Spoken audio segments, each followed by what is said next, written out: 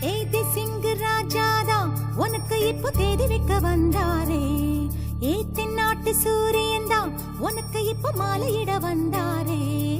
அடி பச்சரிசி 16 உன்னை இப்ப பொங்க வைக்க போறாரே. உன் கண்ண குழி ஓரத்துல முத்தமிட்டு கப்பல் விட போறாரே. ஓர கண்ணால் ஒன்ன அள்ள போறா. ஒத்த பூவா ஒன்ன கிள்ள